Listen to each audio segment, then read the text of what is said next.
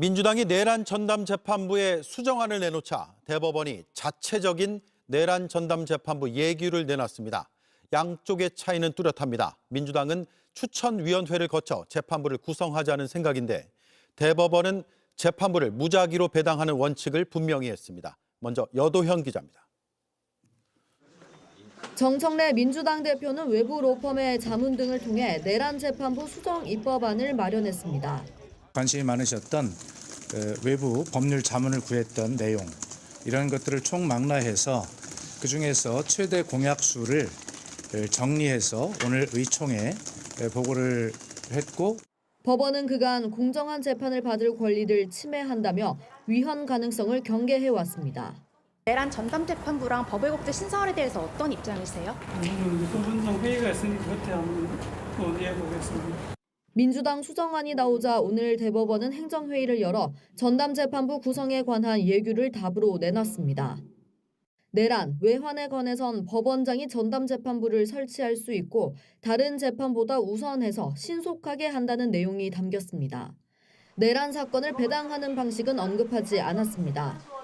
기존대로 무작위 배당으로 재판부를 결정한다는 의미입니다.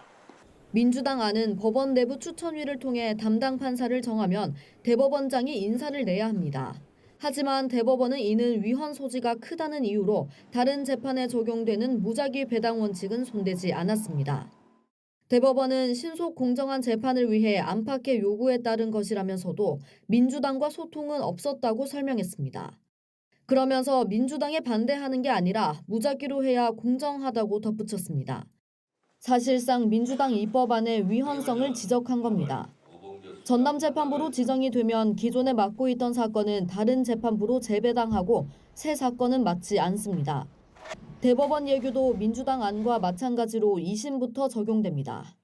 JTBC 여도현입니다. 윤석열을 무작위 배당했습니까? 또 물어요. 예, 윤석열 무작위 배당했습니까? 전제되는 김용현 사건 무작위 전담배당했고 윤석열은 무작위 배당을 했어요, 안 했어요? 앞선 사건을 관련 사건으로 배당했다라고 제가 무작위 배당을 한 거예요, 안 한 거예요, 그러면? 그러니까 관련 사건으로 배당했는데 그러니까 그게 무작위 배당이에요? 전체적으로 보면은 이제 저희들은 이제 무작위 배당의 일환으로 이제 법원행 일선 법원에서 생각하고 있고 저희들도 그래 보고 있습니다. 왜냐하면은 관련 사건 배당 아니 그거는 법원행정처장님 마음대로 해석하십니까? 법원행정처장님도 무작위 배당이 아니라는 건 나중에 알았다 그랬잖아요. 관련 사건으로 간 게 어떻게 무작위 배당이라고 얘기합니까? 아닌 건 아니잖아요. 아니고 그러니 내란 전담 재판부를 얘기한 거잖아요. 죄송합니다. 제가 세게 얘기해서. 근데 저는 법원을 최후의 보루라고 생각하기 때문입니다. 아닌 거 틀린 거는 정확하게 지적을 해야 바뀌는 거 아니겠습니까? 왜 우리가 내란 전담 재판부를 이야기하죠? 1. 한덕수가 영장 과정에서 기각이 됩니다. 우리는 몰랐는데 나중에 알고 보니 CCTV에 나왔잖아요. 한덕수가 문건을 들고 나눠주고 지시하고 지휘한 게 다 나왔잖아요. 그런데 그걸 자기네만 보고 영장 전담 재판부가 기각을 시켰잖아요. 잘못한 거잖아요. 영장은 3인의 수원 3인방이 기각을 시키고 직위원 재판부가 이상한 재판을 하고 그래서 내란 전담 재판부를 이야기하고 있는데 무슨 엉뚱하게 1심은 해당을 안 합니다. 그리고 무작위 배당 이게 무슨 뭐가 달라지는 거죠? 원래 2심에 무작위 배당하려고 했던 거 아닙니까? 저는 다시 한번 묻는데요. 내란 전담 재판부는 특검처럼 법원이 이상한 행위를 했기 때문에 입법으로 그 법원을 고쳐주려고 한 게 내란 전담 재판부입니다. 그리고 지금 필요한 것은 2월에 알박기한 3인의 영장 판사들을 교체해야 합니다. 그리고 직위원 판사를 교체해야 합니다. 제가 하나 더 묻겠습니다. 2월이 돼서 직위원 판사가 교체된다고 하십시다. 그러면 법원행정처장님 교체되면 선고하지 않고 교체된다고 하면 교체하는 거 아닙니까? 그런 일이 없을 것이라고 저는 믿습니다. 아니 선고하지 않았어요. 재판하다가 선고하지 않고 교체되면 교체하는 거잖아요. 그렇죠? 과거에 뭐 물론 그런 일이 전제 사실이 저는 이루어지지 않을 것이라고 믿기 때문에 말씀드릴 사항이 아니라고 생각합니다만, 과거에 이제 중요한 사건, 큰 사건이 있을 때 임박 결심, 선고를 임박한 상황에서는 그 재판부가 조금 더 그 상태 그대로 모든 국민은 누구를 의심하고 있습니까? 구속 취소한 누구를 의심하고 있습니까? 모든 국민은.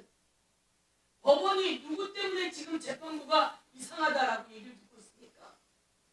저는 더불어민주당에서도 마지못해 안을 만들었지만 직위원 때문 아닙니까? 그런데 왜 우리 모두 다 직위원이 교체되어야 된다는 얘기를 못하고 있는 겁니까? 직위원 때문에 이 얘기가 나오는 거고, 직위원이 구속 취소시켜서 이 얘기가 나오는 거고, 알박기한 내란 전담 재판부, 영장 전담 재판부가 계속 영장을 기각하기 때문에 이 이야기가 나오는 거 아닙니까? 우리가 없는 죄를 얘기합니까? 온 세상이 영상으로 모든 걸 다 보지 않았습니까? 그런데 오늘도 윤석열 뭐라 그럽니까? 네, 정리 좀 해주십시오. 청년들이 자기의 아들들이라면서요. 그래서 그 아들들을 위해서 비상경을 했다고 합니다. 이렇게 윤석열은 자기의 비상경이 합법적이라고 이야기하고 있어요. 저는 처분적 법률이 다 위헌입니까? 아닙니다. 제가 오늘 의원님들께 그리고 국민 여러분께 알려드리겠는데요. 제가 헌법재판소하고도 또 체크했습니다. 내란 정당 재판부가 위헌이라고요? 저는 모든 분들에게 이야기합니다. 위헌이 아니라는 걸 확실하게 체크하고 이야기한 거고, 여러분들도 양심의 손을 얹고 위헌이 아니라고 하는 걸 알고 계실 겁니다. 이상입니다. 자기들이 방법을 제시합니다. 좋은 방법이 있다면서. 그래서 대법원이 대법관 회의를 열어요. 그래서 긴급 안건을 통과시켰는데 그게 뭐냐? 국가적 중요 사건 전담 재판부 설치에 관한 예규를 만들었어, 자기들끼리. 그래서 그걸 통과시켰어. 그러니까 언론에서 야, 그래, 이제 국회에서 하지 마라, 이 사람들이 나서서 하지 않느냐라고 한단 말이야. 네. 그래서 봤지, 내용을. 예규 내용을. 어떻게 하겠다는 건지 한번 좀 보겠습니다. 일단은 비교를 좀 해드릴게요. 현행은 1심 선고가 끝나면 이제 내란 사건이 서울 고법에 올라올 거 아닙니까? 그럼 지금 이대로 하면은 그냥 무작위 방식으로 배당을 할 거예요. 현행으로. 근데 그렇죠. 이제 대법이 나섰잖아. 그 예규가 이겁니다. 1심 선고가 끝난 내란 사건이 서울 고법에 올라오면 무작위 방식으로 배당한다. 이 재판부를 전담 재판부로 뭐야? 부른다. 뭐가 다른데? 똑같은 거에다가 거야. 전담 재판부라고 부르겠다만 추가한 거야? 그것만 추가한 거야. 새로 나는 뭘 만든 줄 알았는데 그게 아니고 똑같아, 내용이. 똑같아요. 와. 내용이 지금 하는 거랑 그냥 내란 전담 재판부 이름을 붙이는 거랑 그것만 달라지는 겁니다. 아, 그러면은 그러면서 조금 이제 뭐 판사들 추가하겠다라는 얘기는 하지. 그럼에도 불구하고 지금 민주당에서는 내란 전담 재판 설치법을 통과시키겠다고 진행한다. 이야기를 하니까 이제 법원행정처가 선동을 합니다. 법원들을 향해서 저거 통과되면 요거 헌재로 무조건 갖고 가야 된다라고 가이드라인을 줍니다. 그거 한번 소개해 주시죠. 네. 윤석열 등 그러니까 내란 전담재판부 설치법이 통과시키면 윤석열 등 당사자들이 위헌 법률 심판 제청을 신청할 가능성이 크다라고 협박을 하는 거죠. 법원행정처 관계자가 저렇게 와, 나 진짜 너무 열받네 이거. 아니 어떻게 하실 거예요, 의원님? 사인을 주는 거죠. 네, 사인을 주는 거고, 두 가지 점을 볼 수가 있는데 정말 조금 교활하다는 생각이 드는 게, 원래 이제 이 방식대로 가면 그 서울 고등의 부패 쪽에 또 조희대의 말을 안 듣는 재판부가 있지 않겠습니까? 거기로 배당이 되면 이제 큰일 나는 거죠. 그러니까 이제 이 재판부를 늘려갖고 희석시켜서 그다음에 내란 재판 관련해서 2개 재판부를 또 늘리겠다는 거 아닙니까? 그렇습니다. 2-3개 모수를 더 늘려갖고 그러더라고요. 그쪽으로 안 가게끔 하는 전략이 하나가 있고요. 아, 그래? 아니 그럼 예를 들어서 지금 2-3개를 더 늘리고 판사들을 추가 투입시킨다고 하는데 네네. 그러면 그 추가 투입되는 판사들은 조의대 입김이 들어가는 판사예요? 그렇죠. 서울 고등, 그다음에 서울 고등 형사 수석부장이 다 또 법원행정처 출신이거나 조희대가 임명한 사람들이지 않습니까? 그 사람들에 의해서 그 재판사들이 그쪽으로 들어가는 거죠. 아, 그래요? 저 그건 몰랐어요. 네. 그럼 13개 중에 이제 이게 14개까지가 되는데 16개가 되면서 확률을 높이는구나. 네, 그런 게 하나가 있고요. 와. 그다음에 두 번째는 사실은 이거는 변죽이다. 변죽을 올리는 거고 진짜는 영장 전담을 안 바꾸려는. 그거는 안 바꾼다. 네. 저희 이제 내란 전담 재판부 법에 의하면 영장 전담도 추천한 판사들의 추천에 의해서 그렇죠. 예, 임명한다는 그런 조항이 아마 들어갈 거로 보여지는데 네. 지금 조희대가 제일 무서워한 거는 영장 판사들 바뀌는 거. 그렇지. 자기네들 뜻대로 안 돼서 그렇지. 그 영장이 예컨대 법원행정처라든가 조희대에 대한 압수수색 영장을 발부하기 시작하면 그러면 골치 아파. 나오거든요. 그렇지. 뭐가. 그러면 조희대 입장에서는 전 양승태 대법원장이 생각이 나는 거예요. 그때도 검사들이 영장 청구한 거 계속 막았다가 국민 여론이 너무 안 좋아서 압수수색 영장을 터졌더니 그때 행정처 판사들이 양승태한테 보고한 거 임종원 법원 행정처 그때 차장이었죠.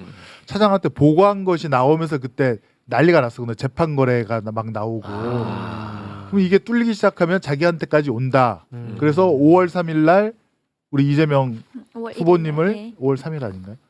아무튼 뭐 이렇게 그 저기 막 유죄 판결로 날려보낸 거랑 파기환송. 파기환송한 거랑 12월 3일 날 계엄의 밤에 뭐를 했는지 그에 대한 압수수색 영장이 들어올 수 있다. 그래서 자기는 양승태 전 대법원장과 같은 나락의 길을 갈 수 있다라는 두려움 때문에 일단은 전선은 거기 있는데 실제 생각은 거기 있는데 이 앞에서부터 계속 막는 거예요. 근데 저는 이제 그나마도 화는 많이 나 있지만 그나마도 재판부를 2-3개 늘리고 판사들을 한 6명 정도 추가 투입한다고 하더라고. 네. 그래서 아유 씨 화는 나지만 속도는 그래도 조금 빨라지기를 원하나 보다라고 생각했는데 그게 아니라 직위원 입맛에 맞는 사람들을 투입하기 위함일 조이대? 것이다. 네, 조이대. 예, 조이대 입맛. 그거는 2개월, 3개월 전서부터 준비가 되어 있었어요. 와. 그 법원 직원들도 마련하고 몰랐어. 속기사도 거기다가 이제 배정하려고 그 준비를 2-3개월 전부터 해왔던 거예요. 심각하네요. 그러면. 그러니까 저도 교활하다는 느낌이 든 게 앵커께서 그 말씀하시지 않았습니까? 네. 저는 그걸 미리미리 준비하고 있고 와. 그런 걸 생각하니까 진짜 저도 막 소름이 끼치네요. 그래놓고 언론에서는 자 이제 대법원이 한다잖아. 그러니까 내란 그렇게 전담 얘기하지. 재판부 한다잖아. 국회는 좀 가만히 있어. 그렇지. 지금 그렇게 가고 있습니다. 그렇게 가고 있어요. 그러니까 네. 물타기 하는 거지 한마디로 얘기하면 와. 대법원이 이렇게 나선 거 보면 내란 전담 재판부를 굳이 만들 필요가 있냐? 대법원이 하겠다는 이제 스탑해라 이런 거잖아요. 결국은. 맞아요. 그렇습니다. 그래서 전선은 여기서 이걸 갖고 싸우지만 실제로 막고 싶은 건 본인들에 대한 압수수색 들어오는 거, 영장 전담 영장 판사야. 전담 막는 거. 그게 사실은 주의입니다. 와. 그러니까 보수 일간지에서는 뭐라고 눈을 가리고 있냐면 네. 민주당 너희가 원하는 거는 직위원 재판부가 아니면 되는 거잖아. 뭔 소리야? 직위원은 이렇게- 1심에서 끝나는데 이렇게 임마. 얘기를 하고 있고 이 자식아 그걸 그다음에 잊고 앉았냐? 대법원은 읽어야지 지피직인데 지피지기. 알아야지. 좋아. 그리고 이제 대법원은 재판전을 방지한다. 그러니까 방금 우리 의원님께서 말씀하셨던 것이 속내인데 그럼 사람들은 이제 여기에 따라가지고 여기에 집중을 할 거 아니에요. 그 말이 안 돼. 왜냐하면 지금 그 수정해가지고 통과시키려고 하는 거는 항소심부터야. 맞아요. 1심은 아예 아니라니까. 그렇습니다. 그리고 그 항소심도 예규에는 그 생중계 여부라든가 중개 여부가 있죠. 또 언제까지 재판하라 네. 그런 게 전혀 없지 않습니다. 근데 이번에 얘는 없어. 결국은 영장 전담 판사. 그렇습니다. 네. 이거를 어떻게 해서든 지키고 싶은 욕망인 것 같네. 네. 거기가 조이대는. 무너지면, 거기가 무너지면 자기한테 조이대가- 칼이 온다고 생각하나 그렇습니다. 보네. 네. 본인도 털릴 것이고 그러면 12월 3일 밤과 5월 달 그 파기환송 그것들이 다 압수수색을 통해서 바깥으로 나오게 될 텐데 네. 그러면 거기에 대해서 굉장한 부담감, 감추고 싶은 마음이 있는 거죠. 조이대 진짜. 근데 또 이런 것도 꼼꼼하다. 생각해 볼 수 있습니다. 지금 이제 대법원 지금 만든 예규가 예컨대 판사들 뭐 회의라든가 뭐 무작위 배당을 통해서 재판부 서울고등 형사재판부를 정하면 윤석열 변호인 측이 딱 봤을 때 이건 우리 쪽이 아니구나라고 하면 그 재판장 판사와 동기이거나 연수원 동기이거나 네. 고등학교 동문 변호사를 슬쩍 집어넣어서 네. 변호인이다 넣으면 그 서울고등 지금 예규에 따르면 바꿔야 되거든요. 그러니까 윤석열 쪽이 재판부를. 판사를 선택할 그래? 수가 있어요. 그래요? 예, 예. 와, 그것도 기가 확인해 봐야 막히네. 됩니다. 이게 예규끼리 있으면은 같은 예규가 또 동일하게 적용되지 않겠습니까? 와. 그 재배당을 해야 돼요. 예. 그런 것도 좀 그 감안을 해야 될 겁니다. 와 이거는 진짜 그러네. 상상도 못할 일이었다. 그 기피 신청이나 뭐 요런 건가요? 그게? 뭐 아니 지금 이제 서울고등 형사, 중앙형사 같은 경우에는 판사와 동기거나 같은 동문이면 재배당을 하도록 되어 있습니다. 자체적으로. 자체적으로. 그러니까 그 의무사항으로 예규에 들어가 있다는 거 아닙니까? 그렇죠, 그렇죠. 그러면 윤석열이 딱 봤을 때, 야 저놈은 나 사형 때릴 놈이다 하면은 저 판사의 동기 변호사를 선임하는 거야. 선임하는 거지. 그러면은 저기는 반드시 바꿔야 되는 거야. 그럼 쏙 바꾸지. 그럼 너는 할 일 다 했으니까 돈 받고 가라. 아 그렇죠, 그렇죠. 와. 네, 이해 네, 충돌 때문에. 원래는 반대잖아요. 정관을 찾을 때. 그렇지. 원래는 반대로 해야 되는데.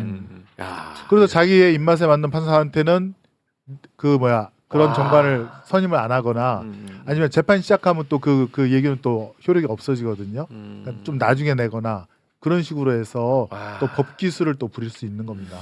그래서 얘기로 하면 상당히 불안정하기 때문에 네. 뭔가 이거는 법률로 해서 뭐 판사 본인이 부담을 느껴서 회피하는 거는 모르겠으나 네. 고등법원 형사 쪽에서 재배당 시키는 거는 그건 아닌 거로 보여집니다. 그거는 윤석열 쪽에 의한 법률 재판부 쇼핑을 갖다가 하도록 되어 있는 그런 구조입니다. 이래저래 안 돼요. 조희대 천대엽이가 이렇게까지 무리하면서 난리 치는 거는 반드시 목표가 있는 거야. 목적이 분명히 있는 거야. 안 그러고서 이렇게까지 할 필요가 없거든. 그렇지. 이렇게 꼼수와 교활함을 다 들켜가면서 할 필요가 없죠. 자기들이 감추고 싶은 게 있으니까 뭐가 저러는 있는 거죠. 거야 확실히. 맞아요.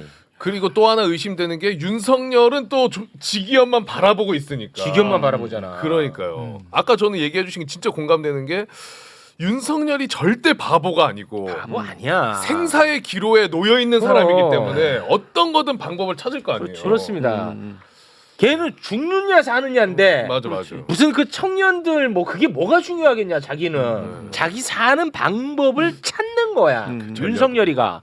그래서 뭐 아유 윤석열이가 또 이렇게 헛소리했어요 이렇게 가면 안 된다니까. 그러니까요. 다 그렇게 그냥 연관돼. 가십성으로 소비를 하더라고. 그 성탄절 메시지도 그렇지 않거든. 윤석열 죽고 사는 문제입니다. 본인한테. 얘는 악마예요 악마. 그 요 사법부 어떻게 하죠? 이제 그거는 나한테는 묻지 마. 법사위의 목소리 서영교 의원과 함께 이야기를 좀 이어가도록 하겠습니다. 자 지금 대법원에서 계속해서 이야기하는 게 전자배당. 이 마치 그 하늘이 내려준 최고의 정의인 것처럼 계속 얘기를 합니다. 이거 건드리면 이거는 정말 나라가 무너진다. 나라 무너진다. 공정하게 재판받을 기회를 박탈하는 거다 하면서 그게 정말 신성시하고 있거든요. 근데 그놈들 다 그냥 지정했었어. 그거를 밝혀낸 사람이 바로 이분입니다. 대단합니다. 서영교 의원 박수로 말씀. 네. 안녕하세요. 안녕하세요. 고맙습니다. 나쁜 법원이에요. 아, 짜증나. 정말 나쁜 전자배당 아니잖아요. 아니잖아요. 근데 왜 예. 얘네들은 전자배당이 최고의 선인 것처럼 자꾸 장난질합니까? 그거 일단 박살 내고 한번 가볼까요? 네. 전자배당. 그 자료를 많이 또 준비하셨던데. 네. 예. 제가 얘기하는 겁니까? 예, 하십니다. 네. 하고 싶은 순서가 있나요?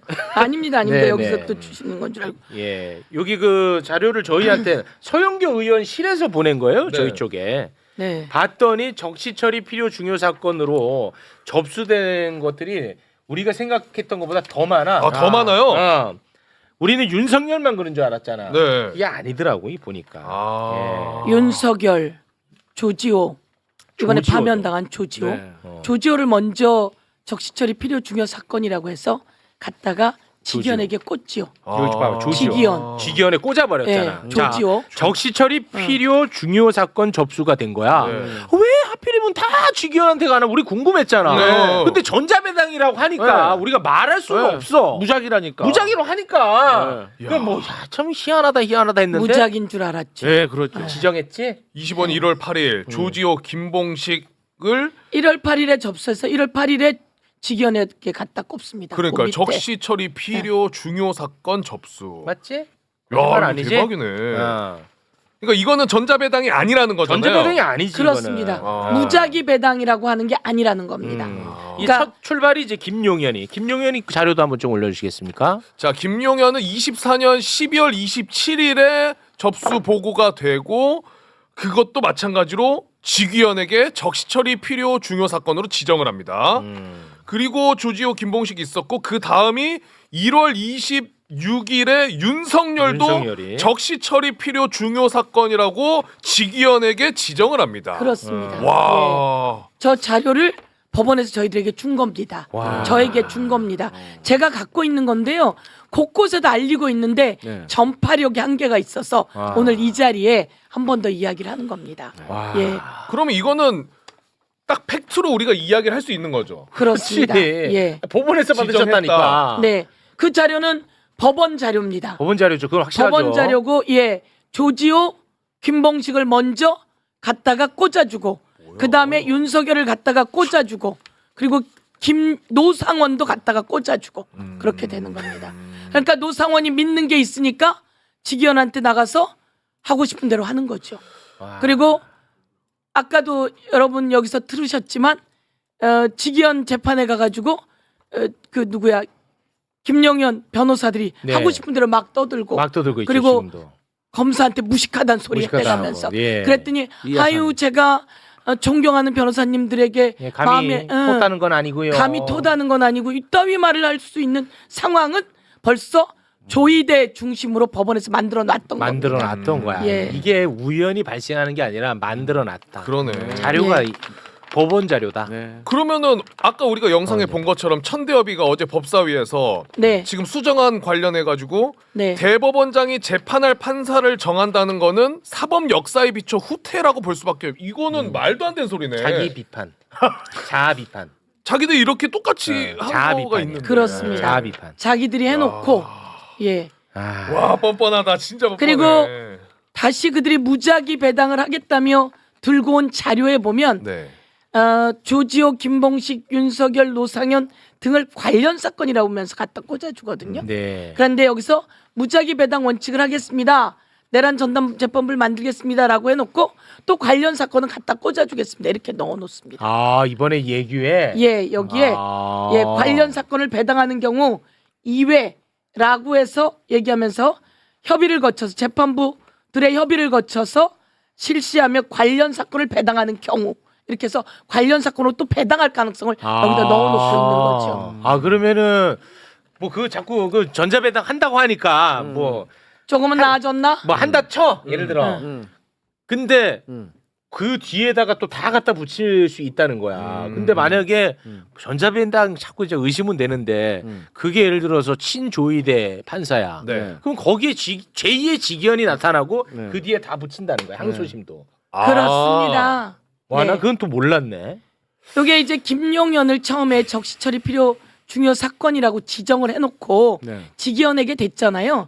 직위원에게 될 때는 무작위 배당했다고 그래요. 그렇습니다. 저건 또 예, 예. 취소하고. 네, 무작위 배당했다고 그러는데 중요한 건 재판부 하나, 둘, 셋, 넷, 5개를 빼고 무작위 배당한 거예요. 아, 예, 분모를 줄였구나 또. 네. 아 그래. 아니, 김용현 자, 거를 요거 제가 잠깐 네. 설명할게요. 네. 자, 여기 제가 일단 자료를 여기 그 적시처리 필요 중요 사건 김용현 12월 27일 자료 잠깐 좀 올려주시겠습니까? 네. 자, 올려주세요. 제가 이 설명해드릴게요. 아, 좋아요. 자, 요거를 김용현 사건을 적시처리 필요 중요 사건으로 접수를 합니다. 네. 그리고 담당 판사가 직위원으로 돼 있잖아. 네. 근데 요거를 이제 취소를 합니다. 갑자기 맞습니다. 취소를 한 다음에 네. 전자배당을 해요. 네. 네. 그런데 이제 요 배당 결과 김용현 사건 올려주세요. 전자배당을 하는데 여기에 여러 형사부를 다 제외를 시키는 거야. 저 빨간색 배제. 5개. 배제. 네, 5개. 쫙 배제를 시킨 다음에 주사위를 돌렸더니 또 직위원이네. 와. 아 우리도 어쩔 수 없어. 야 굴렸는데 직위원 나오는 걸 어떻게 이랬다는 거야. 아, 그러고 나서 우리는 무작위 배당해서 직위원이 된 겁니다. 맞아요. 그러니까 주사위에 1번부터 6번까지 있잖아. 근데 직위원이가 예를 들어 1번이야. 2, 3, 4, 5, 6은 빼고 1번만 있는 걸로 야, 던지는 이거 거야. 진짜 너무하다. 그럼 직위원이야. 이거 완전 장난질이지. 나 이것도 몰랐네. 근데 그 이유가 배제한 이유가 업무 부담 불균형, 연고 관계 고려해서 뺐다는 건가? 뭘 업무 부담이야? 이거 뭐 만들면 그냥 만들기 나름인 만들기. 거죠. 그래서 야, 저희가 몰랐네. 어디를 뺐는지 5곳을 말해달라라고 했는데 가지고 오지 않는 겁니다. 가지고 오면서 이렇게 해놓은 거죠. 형사 제20몇 부, 제20몇 부, 제30몇 부 이렇게가 빠졌어요라고 하는데 왜 어떻게 해서? 라고 하는 게 없는 거죠. 아까 말씀하신 것처럼 어느 변호사와 연결이 되어 있는 것인지 아니면 여기는 근데 그때는 그런 얘기는 하지 않았습니다. 와. 업무 부담이 너무 많아요. 그러거나 아니면 여기 뒤엔 연고 관계 등이라고 얘기했지만 어떤 이런 얘기를 하면서 뺐는데 왜 뺐는지 누가 빠졌는지 그리고 남은 것으로 배당한 곳에 직위원이 가게 되는 거죠. 이거 사기 아니야? 와, 이거 진짜 이거 야바이 아니야? 그렇죠. 야바이. 진짜 야바이 아니야, 네. 진짜?